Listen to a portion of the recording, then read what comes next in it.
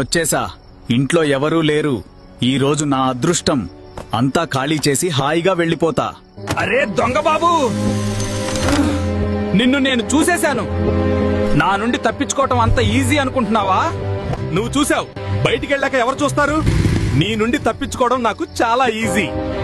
ఒక్కడనే అనుకున్నావా? బయట మా అన్నలు చాలా మంది ఉన్నారు. రోడ్డు మీద నేను బైక్ వేసుకొని ఎవరికి కనిపించనంత స్పీడ్ లో వెళ్తాను. అప్పుడు నన్ను ఎవరూ కనిపెట్టలేరు.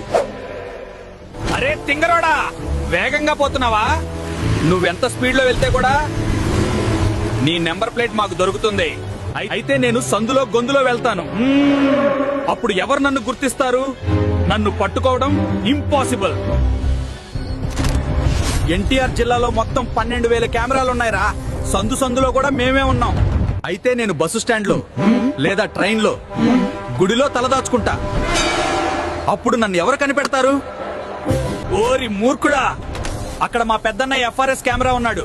నువ్వెక్కడున్నా కనిపెట్టి వెంటనే పోలీస్కి చెప్తాడు. ఎక్కడైనా ఊరు బయట చెట్లల్లో ఉంటాను, లేదా తుప్పల దగ్గర దాక్కుంటాను. అప్పుడు నన్ను ఎవరు పట్టుకుంటారు? అక్కడ మా గాలి అన్నయ్య ఉన్నాడు. వాడికి దొరకకుండా ఉండలేవు సా, వెంటాడి పట్టేస్తాడు. వాము, ఈ ఎన్టీఆర్ జిల్లాలో దొంగతనం చేయను. మా వాళ్ళకు కూడా చెప్తాను ఇక్కడికి రాకండి అని. ఇక్కడ దొంగతనం చేస్తే ఖచ్చితంగా దొరికిపోతారు.